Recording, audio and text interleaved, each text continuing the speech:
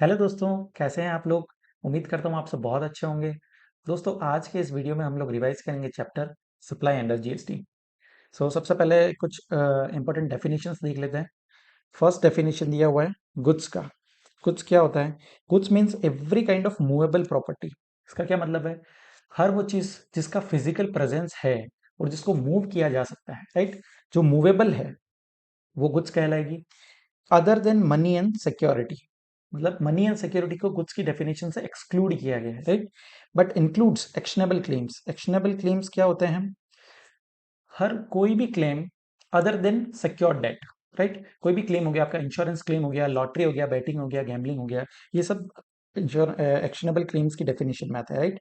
So it includes actionable claims. Even though actionable claim कोई movable property नहीं है, इसीलिए उसको अलग से बताया गया है, right? So includes actionable claim, growing crops, grass and things attached to or forming part of the land which are agreed to be severed before supply or under a contract of supply। इसका क्या मतलब है? कोई भी crop है जो as of now land से attached है, लैंड से अटैच्ड है, इसका मतलब वो इमूवेबल प्रॉपर्टी हो गया, राइट? बट अगर उसका एग्रीमेंट हो चुका है कि उसको सप्लाई किया जाएगा, उसको काटने के बाद, उसको सीवर करने के बाद उसका सप्लाई होगा, राइट? तो वो भी आपका गुड्स का पार्ट बन जाएगा, इवन दो वो एज ऑफ नाउ लैंड से अटैच्ड है, राइट?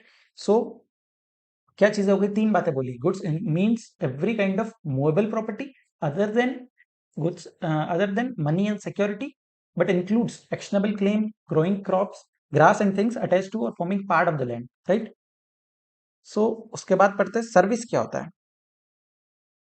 सर्विस का मतलब क्या दिया हुआ है? सर्विस मीन्स एनीथिंग, मतलब सर्विस मीन्स एनीथिंग, बहुत ही वाइडर डेफिनेशन यहाँ पर दिया है, राइट?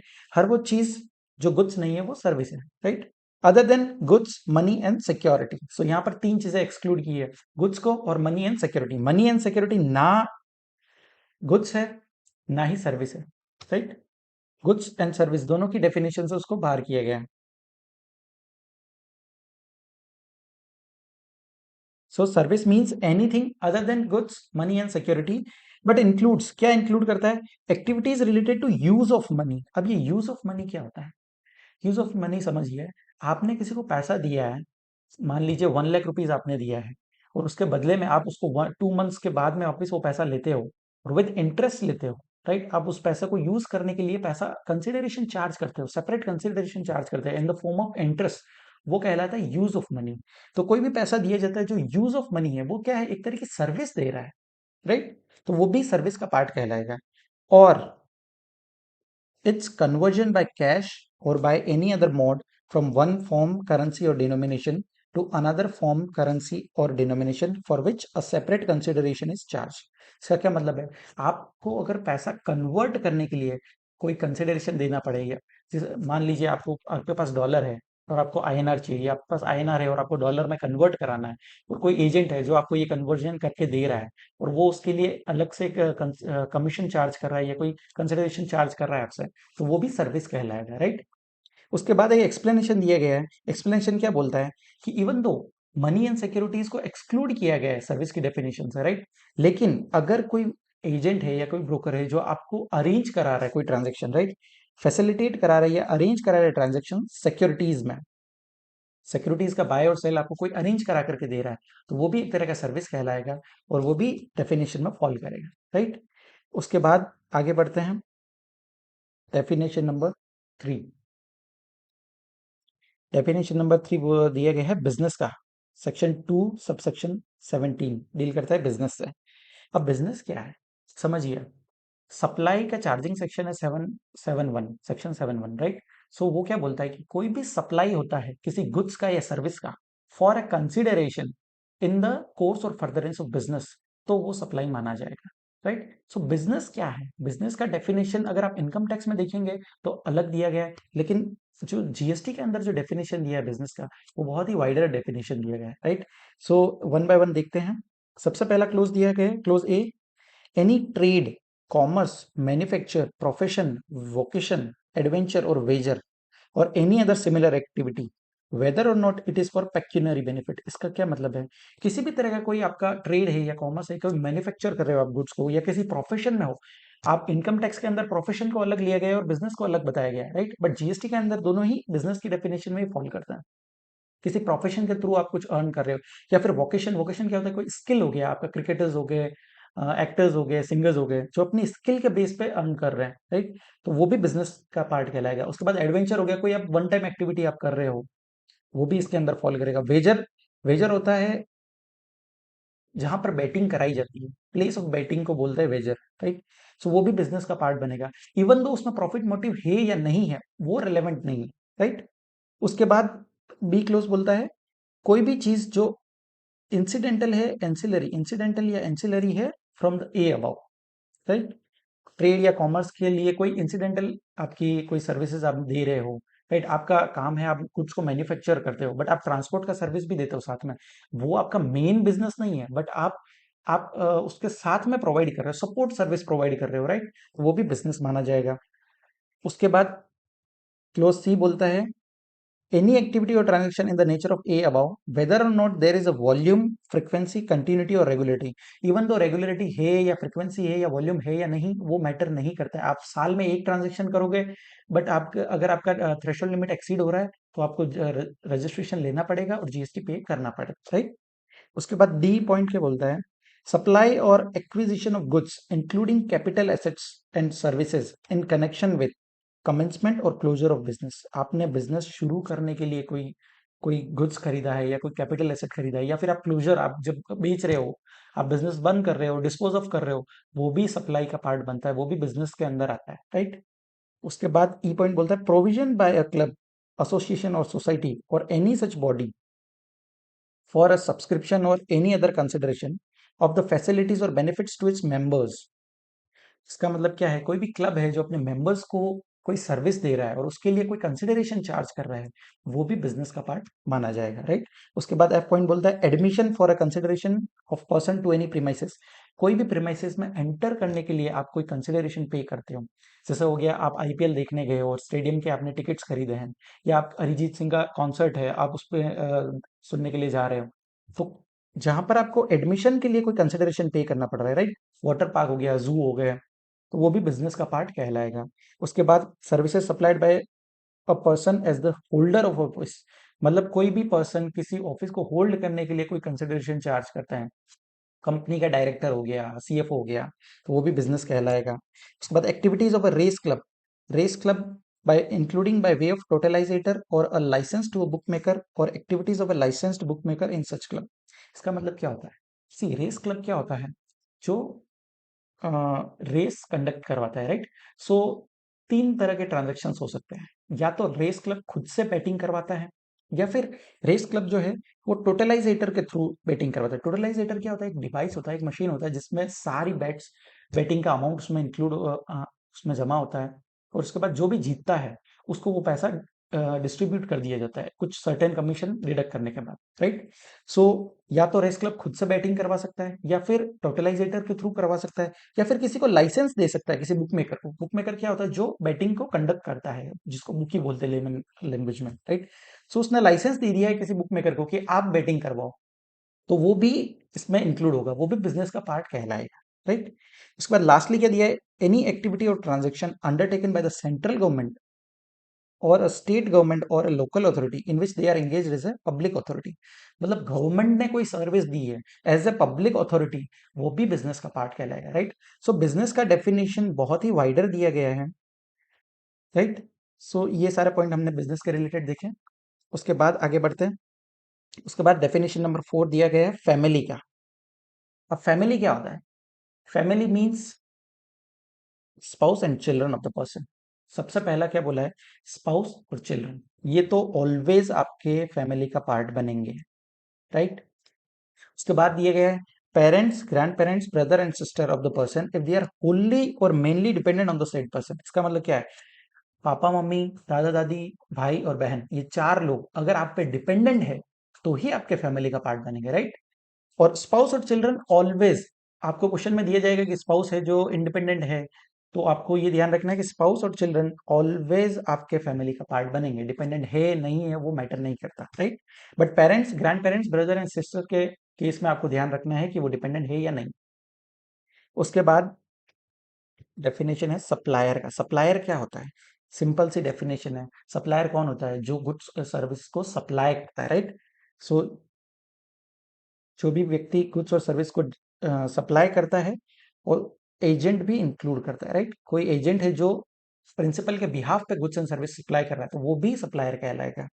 उसके बाद एक प्रोविजो दिया गया है जो अमेंडमेंट है अभी, वो क्या बोलता है? यहाँ पर नई एक डेफिनेशन ऐड हुई, specified actionable claims, right? Specified actionable claims में कुछ एक्शनेबल क्लेम्स आपको दिए गए हैं, जैसे कि लॉटरी, बेटिंग, गैम्बलिंग हो गया, हॉर्स रेसिंग हो गया, राइट? सो ऑनलाइन गेमिंग हो गया। सो ये जो भी व्यक्ति प्रोवाइड करता है, कोई भी पर्सन है जो डिजिटल या इलेक्ट्रॉनिक प्लेटफॉर्म ऑपरेट कर रहा है या मैनेज कर रहा है, राइट, ऑर्गेनाइज कर रहा है कोई बैटिंग को, और वो प्लेटफॉर्म प्रोवाइड कर रहा है, तो वो भी सप्लायर कहलाएगा, right? Supplier of specified actionable claim कहलाएगा, राइट? और उसका जो कंसिडरेशन है, वो कंसिडरेशन या तो मनी में हो सकता है, या मनी वर्थ में हो सकता है, या वर्चुअल डिजिटल एसेट के थ्रू हो सकता है, राइट? सो वो भी सप्लायर कहलाएगा। उसके बाद रेसिपिएंट क्या होता है? रेसिपिएंट सिंपल सा, अगर कंसिडरेशन पेबल है, अगर कंसिडरेशन पेबल है, तो जो व्यक्ति कंसिडरेशन पे कर रहा है, the person who is liable to pay that consideration, वो रेसिपिएंट कहलाएगा। जहां पर कंसिडरेशन पेबल नहीं है और सप्लाई जो है वो गुड्स का सप्लाई किया जा रहा है, तो जिस व्यक्ति को पोजीशन दिया जा रहा है या गुड्स डिलीवर किए जा रहे हैं, राइट, गुड्स आर डिलीवर्ड और मेड अवेलेबल, और टू हुम पोजीशन और use of the good is given और मेड अवेलेबल, वो व्यक्ति रेसिपिएंट बन जाएगा। थर्ड केस दिया है, no consideration is payable, consideration नहीं है और सप्लाई जो है वो सर्विस का है, अगर सर्विस है, तो रेसिपिएंट कौन कहलाएगा? जिस व्यक्ति को सर्विसेज रेंडर की गई है, वो रेसिपिएंट कहलाएगा, राइट? उसके बाद इस जीएसटी एक्ट के अंदर अगर कोई भी रेफरेंस दिया जाता है आपको किसी पर्सन का कि सप्लाई इज मेड, तो आपको मानना है कि सप्लाई किसको की गई है? किसी रेसिपिएंट को की गई है, right? And recipient includes agent. Recipient की डेफिनेशन में भी एजेंट इंक्लूड होगा जो प्रिंसिपल के बिहाफ पे गुड्स और सर्विस रिसीव कर रहा है, राइट? सप्लायर में भी एजेंट इंक्लूड होता है और रेसिपिएंट में भी एजेंट इंक्लूड होता है। उसके बाद नेक्स्ट डेफिनेशन देखते हैं, कंसिडरेशन। कंसिडरेशन क्या है, राइट? कंसिडरेशन का मतलब क्या है? आपने अगर कोई गुड्स और सर्विस सप्लाई किया है, तो उसके अगेंस्ट में आपको कुछ पैसा मिलना चाहिए, राइट? कंसिडरेशन होगा तो ही वो सप्लाई का पार्ट बनेगा। सो कंसिडरेशन में क्या बोलता है? Consideration in relation to the supply of goods और सर्विसेज और बोथ इंक्लूड्स, क्या इंक्लूड करता है? एनी पेमेंट मेड और to be made for the supply of goods और सर्विस। कोई भी सप्लाई और गुड्स के सर्विस के लिए आपको कुछ पैसा रिसीव हुआ है, वो आपका कंसिडरेशन कहलाएगा। But shall not include any subsidy given by the central government और स्टेट गवर्नमेंट। सेंट्रल गवर्नमेंट और स्टेट गवर्नमेंट का कोई भी सब्सिडरी है, तो सब्सिडी है, तो वो आपको कंसिडरेशन नहीं माना जाएगा, राइट? उसके बाद सेकंड पॉइंट बोलता है the monetary value of any act और फॉरबियरेंस। इसका मतलब क्या है? Monetary value of any act और फॉरबियरेंस मतलब जब आपको कुछ करने या कुछ ना करने का पैसा दिया जाए, वो भी कंसिडरेशन कहलाएगा, राइट? कुछ ना करने का मतलब आपको नॉन कम्पीट फी मिला है, वो भी कंसिडरेशन कहलाएगा। But shall not include any subsidy given by the central government or state government, right? इसमें भी सब्सिडी इंक्लूड नहीं करेंगे। उसके बाद दिए गए डिपॉजिट्स के बारे में। डिपॉजिट्स क्या होता है? देखिए, डिपॉजिट्स जो है वो एक तरह की सिक्योरिटी है जो आपसे लिया जाता है, और वो at the end of the contract आपको रिफंड कर दिया जाता है, राइट? अगर सिक्योरिटी डिपॉजिट जो आपसे लिया है वो रिफंडेबल है, तो वो कंसिडरेशन का पार्ट नहीं कहलाएगा। लेकिन अगर वो डिपॉजिट जो है वो सप्लायर एडजस्ट करता है आपके कंसिडरेशन के अगेंस्ट, तो फिर वो कंसिडरेशन में फॉल करेगा, राइट? जैसे अक्सर ये होता है कि आप रेंट पे करते हो तो आपको कुछ डिपॉजिट देना पड़ता है, राइट? और वो जो डिपॉजिट होता है, जब भी आप घर खाली करते हो तो लास्ट मंथ में वो आपका एडजस्ट कर दिया जाता है, तो वो क्या है, एक तरह का कंसिडरेशन कहला रहा है, तो फिर वो इंक्लूड होगा। और अगर रिफंडेबल है तो फिर वो कंसिडरेशन में नहीं फॉल होगा, राइट? उसके बाद कंसिडरेशन से रिलेटेड कुछ रेलेवेंट सर्कुलर्स दिए गए। नाउ सर्कुलर नंबर 116, ये क्या बोलता है? Donation received by charitable institution from an individual donors without quid pro quo. Quid pro quo क्या है? Without any obligation, right? सो क्या होता है, कोई भी डोनेशन दिया जाता है किसी चैरिटेबल इंस्टीट्यूशन को, और रेसिपिएंट के एंड पे कोई ऑब्लिगेशन नहीं है कि आपको जो पैसा मिला उसके बदले में आपको कुछ करना है, there is no obligation on the part of recipient, तो फिर वो जो डोनेशन है वो कंसिडरेशन नहीं कहलाएगा, राइट? होता क्या है, when the name of the donor is displayed in the recipient substitute. क्या है, मान लो आपने कोई पैसा दिया है और जो रेसिपिएंट है वो उसके बदले में आपका नाम जो है डिस्प्ले करता है। मान लीजिए आप कोई हॉस्पिटल बन रहा है और उसमें शाहरुख खान डोनेट करता है पैसा, और हॉस्पिटल वाले जो है वो एक रूम बनाते हैं और रूम के ऊपर लिखते हैं कि donated bye mister Shahrukh Khan. तो वो नाम जो डिस्प्ले कर रहे हैं वो क्या है, एक तरह का एक्सप्रेशन ऑफ ग्रेटिट्यूड है या फिर पब्लिक रिकग्निशन है of the donors act of philanthropy, right. यहाँ पर किसी भी तरह की कोई पब्लिसिटी नहीं हो रही या कोई एडवर्टाइजमेंट नहीं हो रहा है, राइट। और ना ही कोई ऑब्लिगेशन है on the part of recipient to do something, right. तो फिर वो सप्लाई नहीं माना जाएगा। सो आपको यहाँ पर तीन कंडीशंस देखनी है। कौन कौन सी, कि गिफ्ट और डोनेशन जो है किसी चैरिटेबल ऑर्गेनाइजेशन को दिया है, पेमेंट का जो कैरेक्टर है वो गिफ्ट या डोनेशन की नेचर में होना चाहिए, और पर्पस जो है वो फिलेंट्रोपिक। फिलेंट्रोपिक का मतलब क्या है, कोई भी तरह का कॉमर्शियल गेन ना हो या फिर कोई एडवर्टाइजमेंट नहीं है।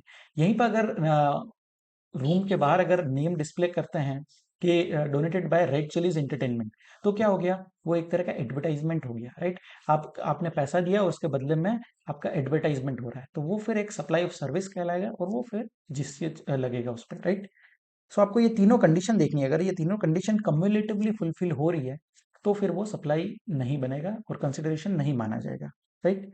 इंपॉर्टेंट सर्कुलर है ये, इसके रिगार्डिंग क्वेश्चंस भी दिए गए हैं, राइट। उसके बाद सेकंड क्या बोलता है, सर्कुलर नंबर 22, ये क्या बोलता है, art work sent by artist to galleries for exhibition is not a supply as no consideration flows from the gallery to the artist. क्या होता है, कोई आर्टिस्ट है जो अपना पेंटिंग बनाता है और फिर वो पेंटिंग्स जाती है किसी एग्जीबिशन में डिस्प्ले के लिए, राइट। वहां पर लोग आएंगे और पेंटिंग्स को देखेंगे, अगर वो किसी को पसंद आएगी और वो उसको खरीदते हैं, अगर खरीदते हैं तो ही कंसिडरेशन आपको मिलेगा, राइट। तो उसका सप्लाई कब कहलाएगा, जब कोई बाय करता है, कोई पर्सन आके उस पेंटिंग को या आर्ट वर्क को बाय करता है, तो ही वो सप्लाई माना जाएगा, right. So it is only when a buyer selects a particular artwork displayed at the gallery, then the actual supply takes place and applicable GST will be payable at the time of such supply. Right? जब भी कोई उसको खरीदेगा तो ही वो supply माना जाएगा।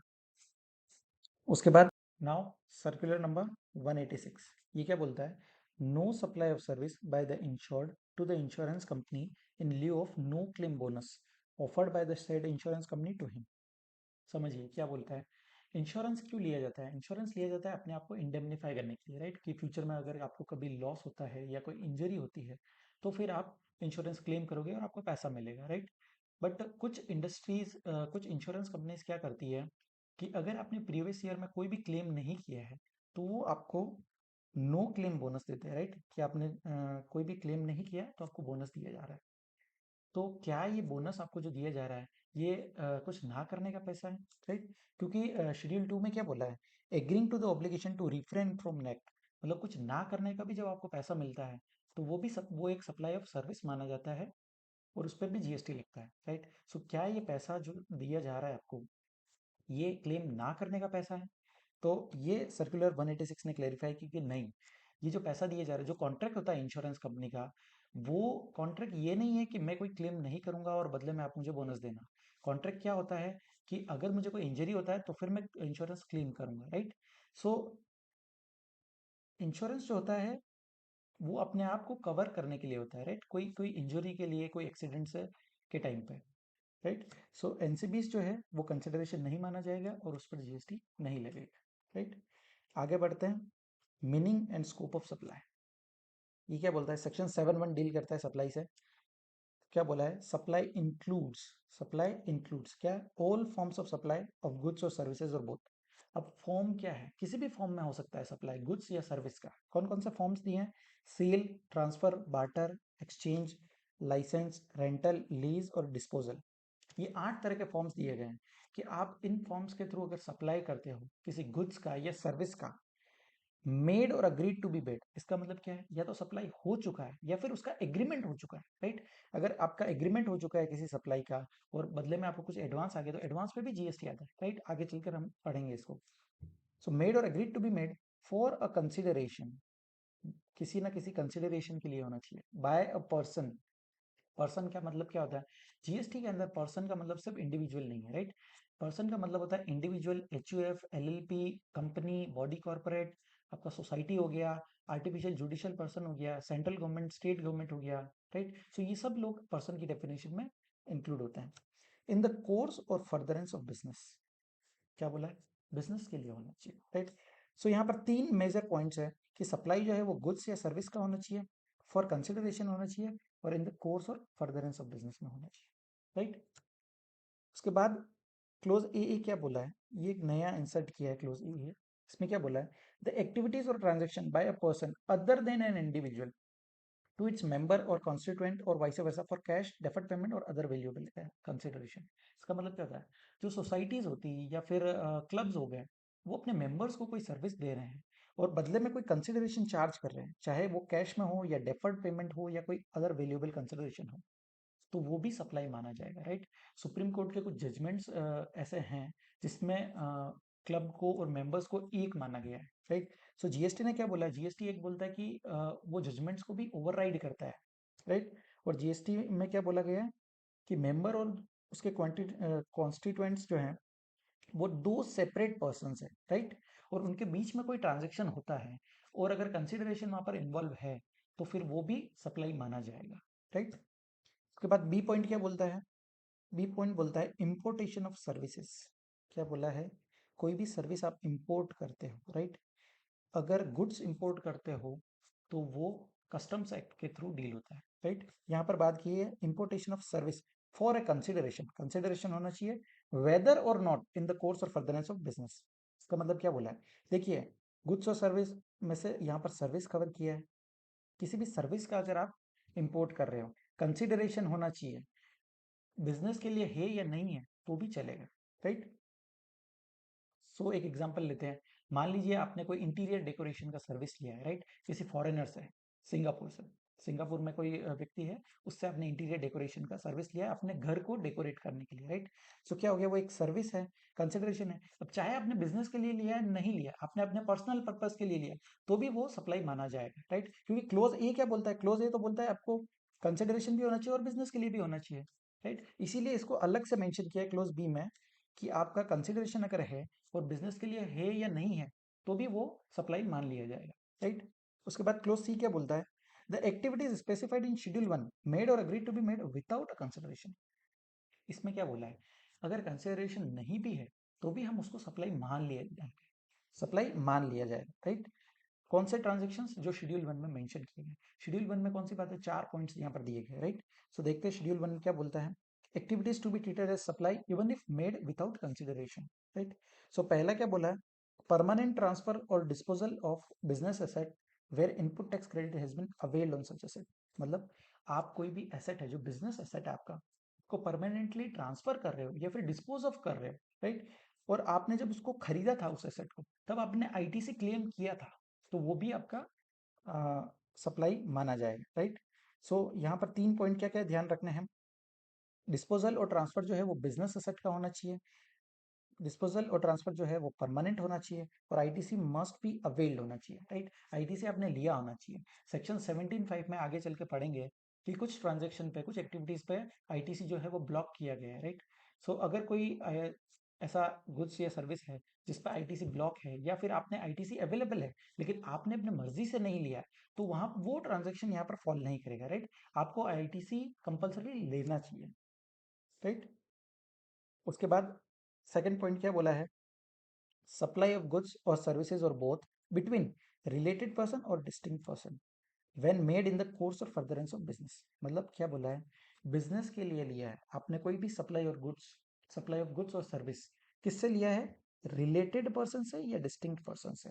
अब ये दोनों क्या होते हैं, रिलेट नाउ, रिलेटेड पर्सन क्या होता है, तो एक्सप्लेनेशन टू सेक्शन 15 में बताया रिलेटेड पर्सन्स कौन होते हैं, ऑफिसर और डायरेक्टर एक दूसरे की कंपनी में अगर है तो वो रिलेटेड पर्सन्स होंगे, लीगली रिकॉग्नाइज्ड पार्टनर्स हैं, पार्टनर्स एक दूसरे के लिए रिलेटेड पर्सन होते हैं, एम्प्लॉयर और एम्प्लॉई है वो भी एक दूसरे के लिए रिलेटेड पर्सन होते हैं, कोई थर्ड पर्सन है जो कंट्रोल कर रहा है या फिर होल्ड कर रहा है more than equal to 25% voting shares in both of them, तो भी वो रिलेटेड पर्सन हो जाएंगे। कोई एक कंपनी दूसरी कंपनी को कंट्रोल करती है, वो भी रिलेटेड हो जाएंगे। थर्ड पर्सन है जो दोनों ही कंपनीज को, मान लीजिए ए है वो बी एंड सी दोनों को ही कंट्रोल करता है, तो बी और सी भी आपस में रिलेटेड पर्सन्स हो जाएंगे। उसके बाद दो पर्सन्स मिलकर के किसी तीसरे को कंट्रोल करते हैं, वो भी रिलेटेड पर्सन्स होते हैं। उसके बाद persons, such persons are members of the same family, अगर एक ही फैमिली के हैं, फैमिली की डेफिनेशन हमने पढ़ी है, क्या होता है family means spouse and children of the person, spouse and children तो ऑलवेज फैमिली में का पार्ट बनते हैं। उसके बाद parents, grand parents, brother and sister, ये चार लोग कब फैमिली का पार्ट बनेंगे, जब वो डिपेंडेंट है, राइट। तो अगर सेम फैमिली के हैं तो भी रिलेटेड हो जाएंगे।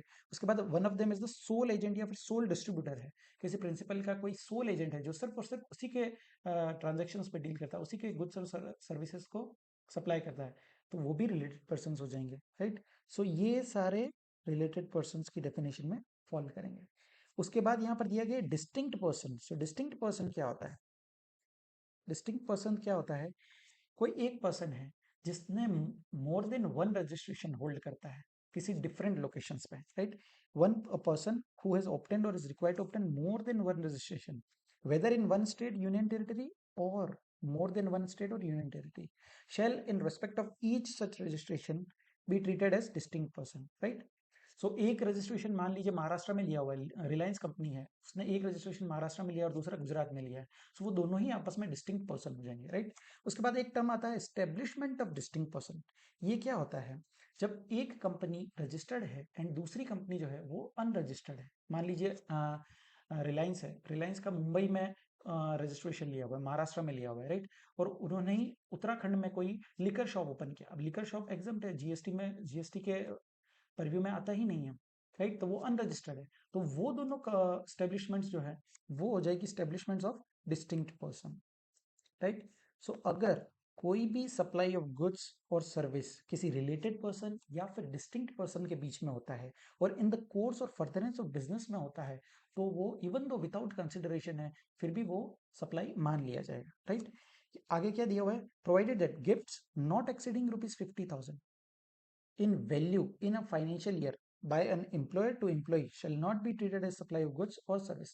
मतलब अगर कोई गिफ्ट दिया है और उसका वैल्यू 50,000 को एक्सीड नहीं कर रहा है इन अ फाइनेंशियल ईयर, तो फिर वो ना गुड्स माना जाएगा ना सर्विस माना जाएगा, राइट। उसके बाद आगे बढ़ते हैं। नाउ स्टॉक ट्रांसफर और ब्रांच ट्रांसफर, ये क्या होता है? कोई एक एंटिटी है जिसके दो यूनिट्स हैं, दो या दो से ज़्यादा यूनिट्स हैं, तो क्या करते हैं वो अपनी एक यूनिट से दूसरी यूनिट पर स्टॉक ट्रांसफर करते हैं, राइट। हेड ऑफिस से ट्रांसफर हो गया ब्रांच पर, या किसी एक ब्रांच से दूसरी ब्रांच पर स्टॉक ट्रांसफर किया, या फिर फैक्ट्री से अपने शोरूम पर ट्रांसफर किया स्टॉक को सेल करने के लिए, राइट।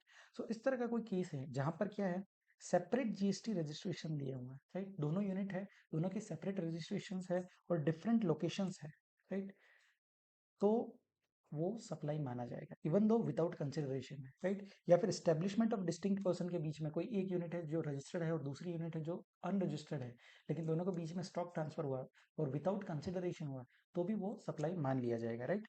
बट अगर एक सेम एंटिटी है, राइट, जिसके दो यूनिट्स हैं और रजिस्ट्रेशन है वो सिंगल रजिस्ट्रेशन, मान लीजिए एक एंटिटी है जिसका एक यूनिट है मुंबई में और दूसरा यूनिट है पुणे में, और रजिस्ट्रेशन सिंगल लिया हुआ है महाराष्ट्र के अंदर, और वो एक दूसरे को स्टॉक ट्रांसफर करते हैं, तो वो सप्लाई नहीं माना जाएगा, राइट। क्योंकि रजिस्ट्रेशन जो है वो सिंगल लिया हुआ है, एक ही रजिस्ट्रेशन है दोनों का, राइट, इसलिए वो सप्लाई नहीं माना जाएगा।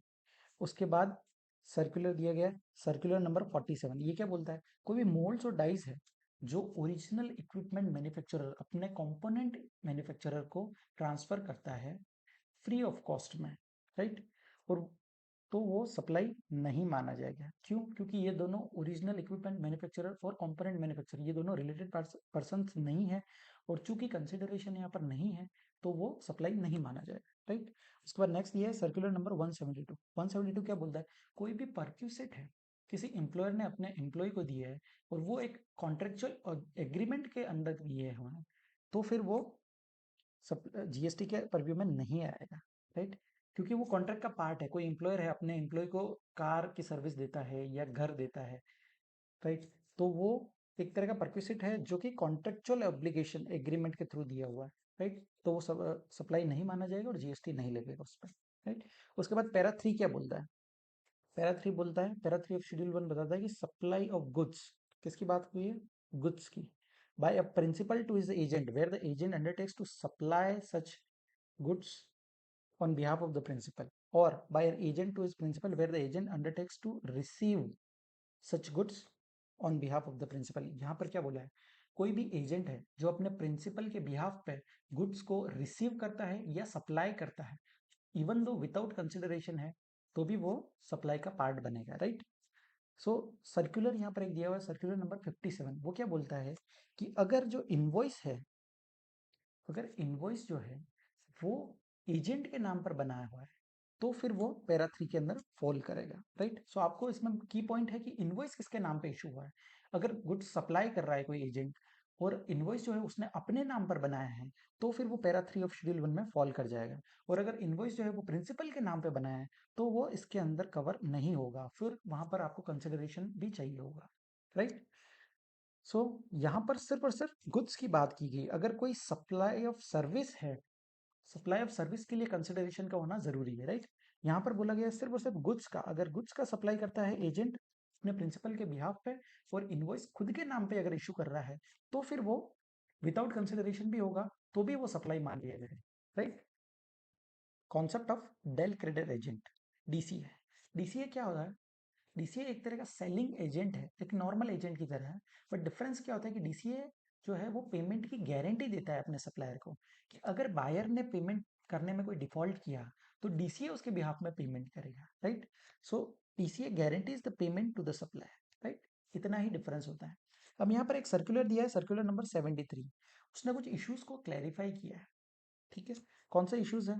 पहला पूछा है weather a DCA falls under the ambit of agent under para 3 of schedule 1। क्या वो पैरा 3 में फॉल करेगा? कब फॉल करेगा? अगर वो डीसीए जो है खुद के नाम पे इशू करता है इनवॉइस, ठीक है? अगर इनवॉइस खुद के नाम पे इशू किया है, तो वो फॉल करेगा पैरा 3 में। और अगर उसने इनवॉइस जो है प्रिंसिपल के नाम पे इशू किया है, तो फिर वो पैरा 3 में फॉल नहीं करेगा, राइट? दूसरा क्वेश्चन पूछा है कि जनरली क्या होता है, डीसीए जो है अपने बायर को लोन फैसिलिटी देता है, राइट? अगर बायर पेमेंट नहीं कर सकता है, तो डीसीए इस केस में दो चीजें कर सकता है। पहला, वो लोन देता है अपने बायर को, और बायर वही लोन के अमाउंट को सप्लायर को पे कर देता है, राइट? सो यहाँ पर डीसीए और बायर के बीच में जो ट्रांजेक्शन है वो एक इंडिपेंडेंट ट्रांजेक्शन है, एक प्रिंसिपल टू प्रिंसिपल ट्रांजेक्शन है, जहां पर जो डीसीए है वो लोन दे रहा है अपने बायर को, और विद इंटरेस्ट उसको वापस रिकवर करता है, राइट? सो ये केस में क्या बोला है, ये एक तरह की सप्लाई ऑफ सर्विस है, राइट? यहाँ पर डीसीए क्या कर रहा है, सर्विस दे रहा है, लोन की सर्विस दे रहा है, ठीक है? और वो जो इंटरेस्ट चार्ज कर रहा है, क्या वो वैल्यू का पार्ट बनेगा? वो नहीं बनेगा। क्यों? क्योंकि not form part of the value of supply of goods. क्यों? क्योंकि वो एक इंडिपेंडेंट ट्रांजैक्शन है, राइट? तीसरा केस बोला है जहां पर डीसीए जो है एक एजेंट है अंदर पैरा 3, मतलब वो खुद के नाम पे इनवॉइस इशू कर रहा है, और वो इंटरेस्ट चार्ज करता है अपने बायर से फॉर डिलेड पेमेंट। अब बायर ने क्या किया, पेमेंट तो किया, बट डिले पेमेंट किया। तो एक बार का डीसीए ने बायर के बिहाफ पे पेमेंट कर दिया सप्लायर को, और फिर बायर ने थोड़े टाइम बाद उसको पेमेंट किया डीसीए को विद इंटरेस्ट। तो क्या वो इंटरेस्ट पार्ट बनेगा वैल्यू का, राइट? सो यहाँ पर बोला गया है कि वो पार्ट बनेगा, वो इंक्लूड होगा। क्यों? क्योंकि यहाँ पर पैरा 3 के अंदर फॉल हो रहा है DC, right? DC is an agent under para 3 of schedule 1। और वो अपना सेक्शन जो है सेक्शन 15, जहाँ पर वैल्यू ऑफ सप्लाई में क्या क्या इंक्लूजन्स दिए गए, वहां पर बताया गया कि वो इंक्लूड होगा, राइट? सेक्शन 15 टू डी के अंदर। उसके बाद पैरा 4 क्या बोलता है, import of service, right? Import of service के रिगार्डिंग हम पहले पढ़े हैं सेक्शन 7(1) बी के अंदर, जहां पर बोला था importation of service for consideration whether और नॉट इन द कोर्स और furtherance of business is also है सप्लाई, राइट? बिजनेस में है या नहीं है, तो भी वो सप्लाई मान लिया जाएगा अगर कंसिडरेशन है, ठीक है? यहाँ पर क्या बोला है, import of service by a person from a related person और from any of his other establishment outside India. उसी का कोई रिलेटेड पर्सन है या कोई अदर एस्टेब्लिशमेंट है outside India, in the course और फर्दरेंस ऑफ बिजनेस, मतलब बिजनेस के लिए है, तो चाहे कंसिडरेशन नहीं भी हो, तो भी वो सप्लाई मान लिया जाएगा, राइट? सो सेक्शन 7(1)(b) और पैरा 4 ऑफ शेड्यूल 1, ये दोनों काफी सिमिलर लगते हैं। उसको क्लैरिफाई करने के लिए एक चार्ट दिया है। इस चार्ट को अच्छे से देख लोगे तो आप क्लियर हो जाएगा कि अगर इंपोर्ट ऑफ सर्विस है, ठीक है, और विद कंसिडरेशन है, कंसिडरेशन है, तो फिर भले ही बिजनेस के लिए हो या ना हो, वो सप्लाई मान लिया जाएगा। सेक्शन कौन सा है? 7(1)(b। ठीक है। उसके बाद इंपोर्ट और सर्विस है विदाउट कंसिडरेशन है और रिलेटेड या डिस्टिंक्ट पर्सन से है इन द कोर्स और फर्दरेंस ऑफ बिजनेस, तो फिर वो सप्लाई मान लिया जाएगा पैरा 4 के अंदर। ठीक है, पैरा 4 ऑफ शेड्यूल 1 के अंदर। और इंपोर्ट ऑफ सर्विस है विदाउट कंसिडरेशन है और अदर केस कोई है तो फिर वो सप्लाई नहीं माना जाएगा। ठीक है, नॉट ए सप्लाई। सो ये था इंपोर्ट के रिगार्डिंग। अब यहाँ पर कुछ इंपॉर्टेंट पॉइंट्स दिए गए हैं, सो वन बाय वन देखते हैं। पहला ये है taxability of cost petroleum. Cost petroleum क्या होता है?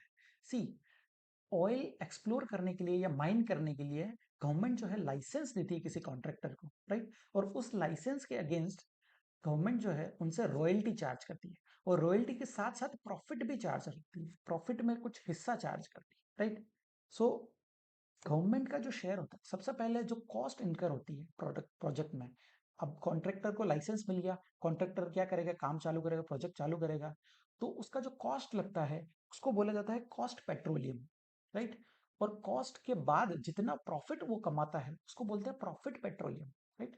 सो गवर्नमेंट जो लाइसेंस देती है कॉन्ट्रैक्टर को, इसके अगेंस्ट एक तो रॉयल्टी चार्ज करती है और दूसरा प्रॉफिट पेट्रोलियम में से शेयर अपना हिस्सा चार्ज करती है, राइट? सो यहाँ पर सर्कुलर दिया है, सर्कुलर नंबर 32। उसने क्लैरिफाई किया कि जो गवर्नमेंट का हिस्सा है प्रॉफिट पेट्रोलियम में से वो एग्जेम्ड होगा जीएसटी में, राइट? गवर्नमेंट का जो भी हिस्सा है प्रॉफिट पेट्रोलियम में से वो एग्जेम्ड माना जाएगा। और दूसरा जो कॉस्ट पेट्रोलियम क्या है? जितना कॉस्ट लगाता है कॉन्ट्रैक्टर अपना, राइट, किसी प्रोजेक्ट में, कॉस्ट पेट्रोलियम जो है वो कॉन्ट्रैक्टर ने ही लगाया है, सो गवर्नमेंट उसको कॉस्ट पेट्रोलियम जब वापस से देती है तो वो कंसिडरेशन नहीं माना जाएगा, वो तो उसका कॉस्ट है, वो किसी तरह का कोई प्रॉफिट थोड़ी ना ही कोई वो बिजनेस है, राइट? वो तो उसने अपना कॉस्ट रिकवर किया है। सो क्या लिखा है पढ़ते हैं। The cost petroleum is not a consideration received by the contractor for the services provided to the government and thus not taxable, right? The reason for the same is that contractor carries exploration and production of petroleum for themselves and not as a service to government. वो क्या बोला है कि कोई government को service नहीं दे रहा है, वो खुद से वो करना चाह रहा है, गवर्नमेंट से सिर्फ लाइसेंस लिया है और गवर्नमेंट ने लाइसेंस के बदले में रॉयल्टी लिया है और अपना शेयर लिया है प्रॉफिट में से, राइट? सो वो किसी तरह का कोई कंसिडरेशन नहीं माना जाएगा। ठीक है, सो ये सर्कुलर नंबर 32 यहाँ पर। GST implication on future contracts. Future contracts क्या होता है? फ्यूचर कॉन्ट्रैक्ट्स जो है वो एक तरह के डेरिवेटिव्स के नेचर के होते हैं, राइट? और डेरिवेटिव्स क्या है? सिक्योरिटी, और सिक्योरिटी ना गुड्स कहलाता है ना सर्विस कहलाता है, तो उस पर जीएसटी नहीं लगता है, राइट? लेकिन अगर फ्यूचर कॉन्ट्रैक्ट्स का जो डिलीवरी है वो एक्चुअल डिलीवरी ले रहे हैं, राइट? डेरिवेटिव्स में क्या होता है? कोई कमोडिटी होती है, अंडरलाइंग कमोडिटी हो सकती है, कोई करेंसी हो सकती है, राइट? सो अंडरलाइंग एसेट का अगर एक्चुअल डिलीवरी लिया जा रहा है तो फिर वो नॉर्मल सप्लाई ऑफ गुड्स कहलाएगा और उस पर जीएसटी लग जाएगा, right? Same is the case with forward contracts. Forward contracts में भी क्या है? अगर एक्चुअल डिलीवरी है तो वो नॉर्मल सप्लाई ऑफ गुड्स कहलाएगा और जीएसटी लगेगा। और अगर नेट सेटलमेंट है, राइट, फॉरवर्ड रेट है और एक प्रिवेलिंग करंट मार्केट रेट है और दोनों का जो डिफरेंस है उसके थ्रू का नेट सेटलमेंट हो रहा है यहाँ पर अगर, तो वो सिक्योरिटी माना जाएगा और जीएसटी उस पर नहीं लगेगा, राइट? उसके बाद देखते हैं GST implication on secure debt. Secure debt क्या है? एक्शनेबल क्लेम की डेफिनेशन से एक्सक्लूड किया गया था, राइट? सो ये गुड्स का पार्ट नहीं बनता, ये एक तरह की सिक्योरिटी है और ये भी, इस पर भी जीएसटी नहीं लगेगा। उसके बाद GST implication on transactions in instruments. Instruments कौन से होते हैं? इंटरेस्ट रेट स्वेप्स हो गए, फॉरेन एक्सचेंज स्वेप्स हो गए, ये क्या है? इसको भी एक्सक्लूड किया गया है क्योंकि ये एक तरह का डेरिवेटिव्स की नेचर के हैं, राइट? सो ये सप्लाई का पार्ट नहीं बनेंगे। उसके बाद security lending scheme. Security lending scheme क्या होता है? सी, यहाँ पर तीन पार्टीज होती है। एक लेंडर होता है जो अपनी सिक्योरिटीज लेंड करता है किसी अप्रूव्ड इंटरमीडियरी के पास, राइट? और एक बोरोवर होता है जो सिक्योरिटीज बोरो करता है अप्रूव्ड इंटरमीडियरी से। ठीक है, तो यहाँ पर सिक्योरिटीज को कोई डिस्पोज ऑफ नहीं किया जा रहा है, कोई सेल नहीं हो रहा है, यहाँ पर क्या कर रहे हैं? लेंड किया जा रहा है और उसके अगेंस्ट लेंडिंग फीस उसको मिल रहा है, राइट? सो जो भी लेंडिंग फीस यहाँ पर दिया जाता है वो यहाँ पर टैक्सेबल होता है, right? SLS doesn't treat lending of security as disposal of security, right? और जो लेंडिंग फीस है उसका कैरेक्टर कंसिडरेशन क्या है? और वो टैक्सेबल होगी, राइट? और जो अप्रूव्ड इंटरमीडिएट है जो ये दोनों ट्रांजेक्शन करवा रहा है, राइट, क्योंकि लेंडर और बोरोवर दोनों एक दूसरे को नहीं जानते, ये दोनों को डील करवाता है अप्रूव्ड इंटरमीडियरी। सो अप्रूव्ड इंटरमीडियरी अपना कुछ कमीशन डिडक्ट करता होगा, सो वो जो कमीशन चार्ज करता है वो भी अलग से टैक्सेबल होगा, राइट? ये सर्कुलर नंबर 119 पे दिया हुआ है। और इसके रिगार्डिंग ये क्वेश्चन भी दिया हुआ है आपको। सो ये इंपॉर्टेंट सर्कुलर है। उसके बाद नेक्स्ट दिया है cash calls in joint venture. Cash calls in joint venture क्या होता है? सी, जॉइंट वेंचर क्या होता है? अनइनकॉर्पोरेटेड टेम्पररी एसोसिएशन है, राइट। सो कुछ लोग मिल करके साथ में कोई प्रोजेक्ट कैरी करते हैं। मान लीजिए 4 लोग हैं और चारों ने मिल करके पैसा कलेक्ट किया है, राइट, कोई प्रोजेक्ट कर रहे हैं, राइट। सो चारों ने 1-1 लाख रुपीज ईच ने कलेक्ट किया, 4 लाख रुपीज आते हैं। उससे कोई मशीनरी खरीदी है और मशीन खरीद के कोई प्रोजेक्ट में उस मशीन को यूज किया है।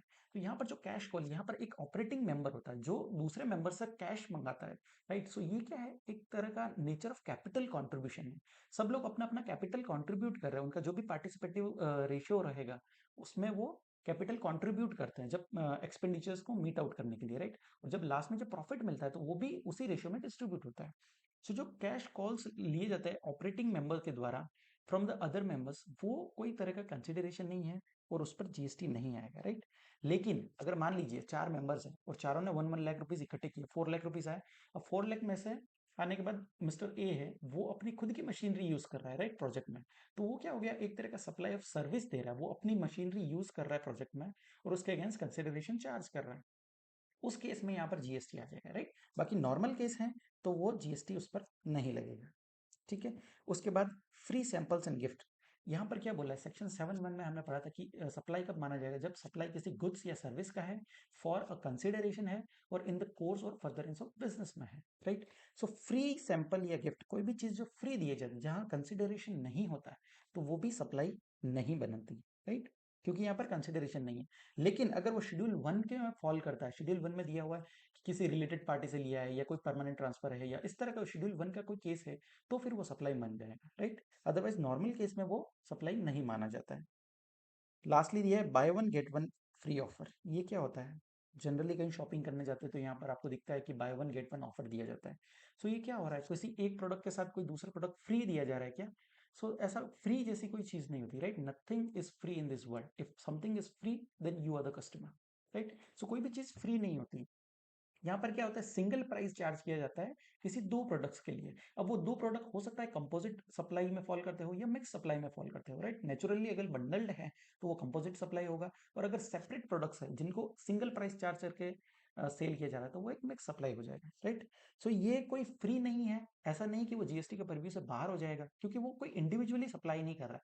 आप ऐसा नहीं कह सकते कि हाँ फ्री वाला प्रोडक्ट मुझे दे दो और प्राइस जिसका ले रहे हो वो आप रहने दो। ऐसा नहीं होता। आप एक गुड्स खरीदोगे तो ही दूसरा गुड्स मिलेगा, राइट। सो ये आपको चेक करना पड़ेगा कि वो कंपोजिट सप्लाई है या मिक्स सप्लाई है। जो नेचर रहेगा उस प्रोडक्ट का, उस हिसाब से उसका टैक्सेबिलिटी आएगा, राइट। इसके ये दिया हुआ है सर्कुलर नंबर 92 में, राइट। उसके बाद आगे बढ़ते हैं सेक्शन 7(1)(a). ये क्या बोलता है कि अगर कोई भी सप्लाई है, हमने देखा सेक्शन 7 सबसेक्शन 1 में कि अगर कोई सप्लाई है तो वो या तो सप्लाई ऑफ गुड्स होगा या फिर सप्लाई ऑफ सर्विस होगा, राइट। सो सेल्फ एक्सप्लेनेटरी है, क्या गुड्स होगा क्या सर्विस होगा। हमने डेफिनेशन भी पढ़ी है, एक बार देख लेते हैं क्या क्या चीज दिया हुआ है। सबसे पहले दिया है transfer, right. So transfer of title in goods, मतलब क्या? आपने कोई गुड्स का टाइटल ट्रांसफर किया है, राइट। कोई सेल किया है, सेल ऑफ क्लोथ्स हो गए, राइट, कुछ भी। तो ये गुड्स होगा, सप्लाई ऑफ गुड्स हो गया। सेकंड ये any transfer of right in goods, undivided share in goods. आपने कोई राइट ट्रांसफर किया है, राइट। आपने वो टाइटल नहीं दिया, आपने सिर्फ राइट दिया है अपना, तो वो सप्लाई ऑफ सर्विस हो जाएगा। उसके बाद any transfer of title in goods under agreement which stipulates that property in goods shall pass at a future date upon payment of full consideration। ये क्या हो गया? हायर परचेज का केस हो गया, राइट। आपने कोई गाड़ी खरीदा है और वो हायर परचेज पे लिया है, तो वो जब भी आप फुल पेमेंट दोगे उसके बाद आपको टाइटल मिलेगा। तो ये क्या है? एक सप्लाई ऑफ गुड्स है। आज नहीं तो कल आपको टाइटल तो मिलना ही है, राइट। सो ये गुड्स कह रहा है।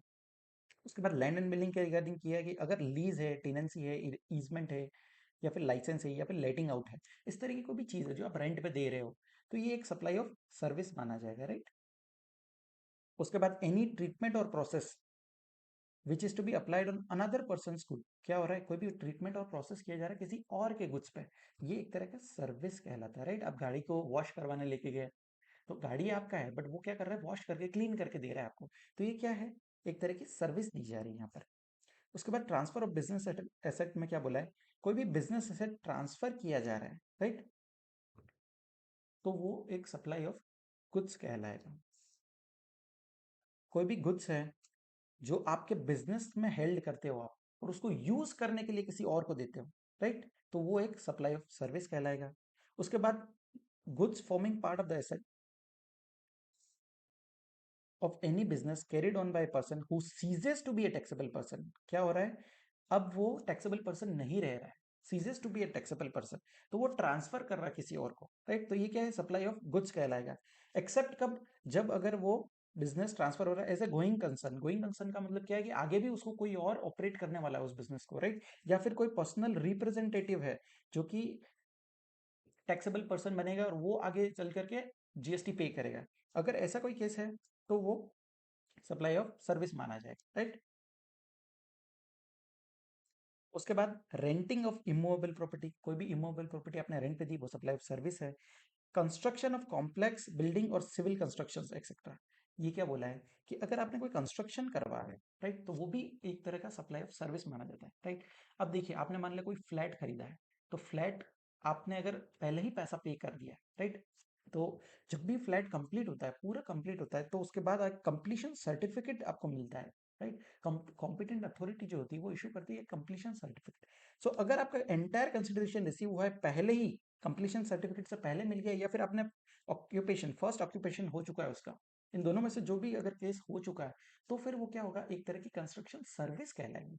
यहाँ पर सेल नहीं हो रहा है, राइट? और अगर कंप्लीट हो चुका है, उसका कंप्लीशन सर्टिफिकेट के बाद आपको कोई कंसिडरेशन मिलता है, तो वो क्या हो रहा है, वो एक supply of sale of land हो रहा है या सेल ऑफ बिल्डिंग हो रहा है, राइट?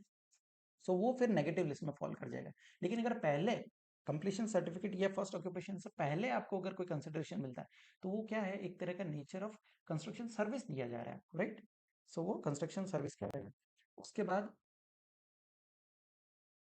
उसके बाद टेम्परेरी ट्रांसफर और परमिटिंग यूज और enjoyment of any intellectual property right. आपने इंटेलेक्चुअल प्रॉपर्टी राइट को किसी को ट्रांसफर किया है या यूज करने के लिए दिया है, वो भी एक सप्लाई ऑफ सर्विस है। उसके बाद आईटी सॉफ्टवेयर का आपने कोई डेवलपमेंट किया है, design, programming, customisation, adaptation, upgradation, enhancement और इम्प्लीमेंटेशन कुछ किया है, तो वो भी एक सप्लाई ऑफ सर्विस है।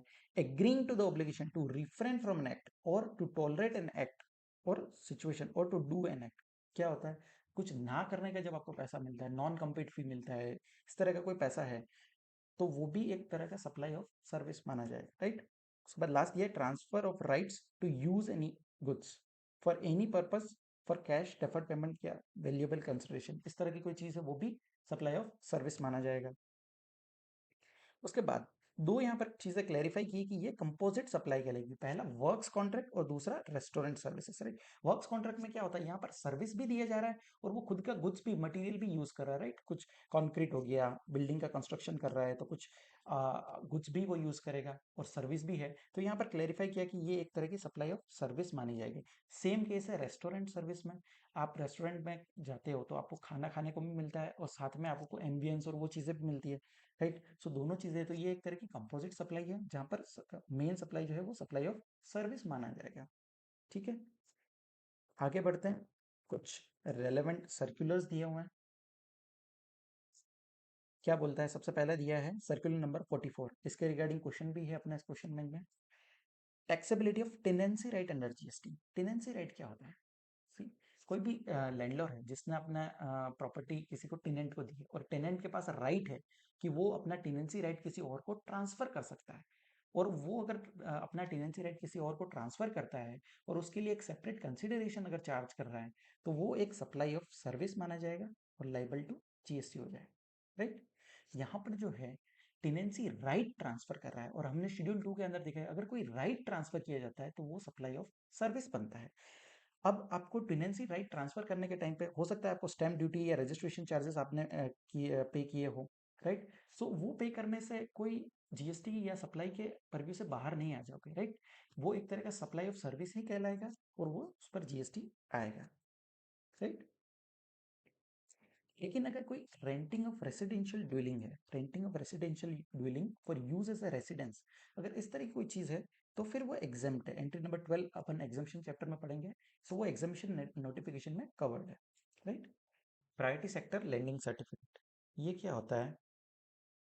कॉमर्शियल बैंक्स जो है वो लोन देती है, राइट? सो आरबीआई ने क्या किया है, आइडेंटिफाई किया है कुछ स्पेसिफाइड सेक्टर्स को, राइट, कि उनको आपको लोन एक सर्टेन परसेंटेज में देना है।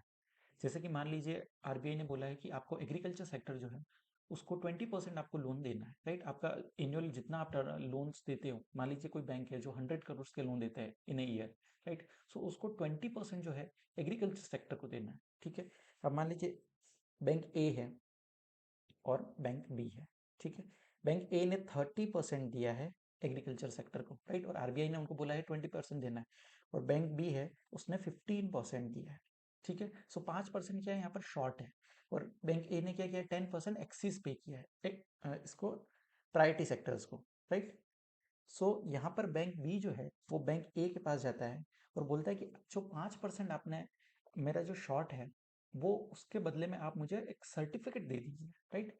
और सर्टिफिकेट के बदले में वो कुछ पैसा पे करता है। सो उस सर्टिफिकेट को बोलते हैं priority sector lending certificate, right. So जब आरबीआई उससे पूछेगा कि आपने कितना पे किया है, कितना लोन दिया है, तो वो बता सकता है कि 15% मैंने लोन दिया है और 5% का मेरे पास सर्टिफिकेट है, राइट, कि एज ए मैंने ही उनको लोन दिया है। सो ये जो सर्टिफिकेट दिया जाता है एक बैंक के द्वारा किसी और बैंक को, वो एक नेचर ऑफ गुड्स माना जाता है, राइट, और उस पर जीएसटी लगता है। सो इस पर गुड्स क्यों लगेगा, आपको कंफ्यूजन हो सकता है कि ये तो एक सप्लाई ऑफ सर्विस है, क्योंकि सर्टिफिकेट दिया जा रहा है यहाँ पर पैसों के बदले में। सो ये क्या है, पहले जो था जीएसटी से पहले इस पर वैल्यू एडेड टैक्स लगता था, और वैल्यू एडेड टैक्स जो है वो गुड्स पर लगता था। और जीएसटी के आने के बाद ऐसा कोई प्रोविजन आया ही नहीं जिसमें ऐसा बताया गया हो कि ये सप्लाई ऑफ गुड्स नहीं है या सप्लाई ऑफ सर्विस है। इसलिए जीएसटी के अंदर भी इसको गुड्स का ही नेचर माना जाता है और उस पर जीएसटी लगता है, राइट। और ये जो पीएलसीज जो होते हैं, प्रायोरिटी सेक्टर लैंडिंग सर्टिफिकेट्स जो होते हैं, वो हमेशा इंटर स्टेट ट्रेड माने जाएंगे और हमेशा आईजीएसटी लगेगा उन पर, ठीक है। उसके बाद आगे बढ़ते हैं, सर्कुलर नंबर 178, अच्छा सर्कुलर है ये। क्या बोलता है, applicability of liquidated damages, compensation and penalty arising out of breach of contract और other provisions of the law, right. So हमने एक शेड्यूल 2 के अंदर पढ़ा था पैरा 5E, वो क्या बोलता था, agreeing to the obligation to refrain from an act या फिर टू टॉलरेट एन एक्ट और सिचुएशन और टू डू एन एक्ट, तीन बातें बोली। रिफ्रेन फ्रॉम एन एक्ट मतलब क्या है, कुछ ना करने का आपको जब पैसा मिलता है उसको बोलते हैं refrain from an act. To tolerate an act मतलब आप कोई चीज टॉलरेट कर रहे हो, मान लीजिए कोई रेसिडेंशियल कॉम्प्लेक्स है, उसके पास में कोई स्कूल है और स्कूल में से बहुत सारी आवाज आती है, राइट। सो स्कूल वालों ने क्या किया, रेसिडेंशियल कॉम्प्लेक्स वालों को कुछ सर्टेन अमाउंट ऑफ मनी दिया है कि 10 लाख रुपीज आप ले लीजिए और आप थोड़ा सा टॉलरेट कीजिए इस चीज को। सो यहाँ पर क्या हो रहा है, टॉलरेट करने के लिए आपको कुछ पैसा दिया जा रहा है, तो वो भी सप्लाई ऑफ सर्विस माना जाता है, राइट। और टू डू एन एक्ट का मतलब, तो ये तो सिंपल नॉर्मल केस है कि आपको पैसा दिया जाता है और बदले में आपको कुछ करके देना है, राइट। सो ये तीनों चीजें जो है एक सप्लाई ऑफ सर्विस है under para 5E of schedule 2, right. So यहाँ पर दो बातें, दो कंडीशंस का ध्यान रखना है कि शेड्यूल 2 में फॉल होने के लिए दो कंडीशंस फुलफिल होनी चाहिए। वो क्या है कि एक तो एक्सप्रेस्ड और इम्प्लाइड एग्रीमेंट होना चाहिए, कॉन्ट्रैक्ट होना चाहिए, राइट, दोनों के बीच में। और दूसरा, consideration must flow in return to this contract, right. So दो बातें क्या है, एक तो एग्रीमेंट होना चाहिए और दूसरा कंसिडरेशन होना चाहिए, राइट। सो 178 ने कुछ चीजें, कुछ इश्यूज को क्लैरिफाई किया है, राइट। क्या है देखते हैं। सबसे लिक्विडेटेड डैमेजेस, लिक्विडेटेड डैमेजेस क्या होता है, जब भी कोई एग्रीमेंट या कोई कॉन्ट्रैक्ट कोई व्यक्ति ब्रीच करता है, राइट। सो जो सामने वाला व्यक्ति है, जो एग्रीव्ड पर्सन है, उसको कोई इंजरी हुआ है या कोई लॉस हुआ है, कोई डैमेज हुआ है, तो उस डैमेज को कंपनसेट करने के लिए जो पैसा दिया जाता है उसको लिक्विडेटेड डैमेजेस बोला जाता है, राइट। सो क्या ये कुछ ना करने का पैसा है, क्या ये सप्लाई ऑफ सर्विस होगा एज पर para 5E of schedule 2? So नहीं, यहाँ पर क्या बोला है कि जो पैसा दिया जाता है, मान लीजिए कोई एग्जांपल से समझते हैं कि एक ब्रांड एम्बेसडर है जिसके साथ कंपनी ने कॉन्ट्रैक्ट किया है कि 5 साल तक आपको ब्रांड एम्बेसडर रहना है, राइट। सो आफ्टर 2 इयर्स वो क्या करता है, जो सेलिब्रिटी है वो कॉन्ट्रैक्ट को तोड़ देता है। सो जब कॉन्ट्रैक्ट को ब्रीच करता है तो उसके बदले में कुछ पैसा वो देता है। सो ये जो पैसा रिसीव हुआ है, इसका आप ऑब्जेक्ट समझिए। ऑब्जेक्ट, जब जब कंपनी एग्रीमेंट कॉन्ट्रैक्ट में एंटर कर रही थी, तो पर्पस क्या था कि वो 5 साल तक ब्रांड एम्बेसडर रहेगा और उसको पैसा हम लोग देंगे, राइट। सो ये ब्रीच करना कभी ऑब्जेक्ट नहीं था, राइट। और चूंकि उसने कॉन्ट्रैक्ट तोड़ा है, उसके बदले में उसको कोई मिला है पैसा, तो वो किसी भी तरह का टैक्सेबल नहीं होगा, वो कोई कंसिडरेशन नहीं है, राइट। सो यहाँ पर दो कंडीशन ध्यान रखना है कि एग्रीमेंट होना चाहिए एक्सप्रेस्ड और इम्प्लाइड। क्या उनके बीच एग्रीमेंट था कि हाँ आप कॉन्ट्रैक्ट तोड़ना और उसके बदले में हमें पैसा देना? नहीं, उनका कॉन्ट्रैक्ट क्या था कि आप ब्रांड एम्बेसडर रहना और हम आपको पैसा पे करें, राइट। सो क्या लिखा है,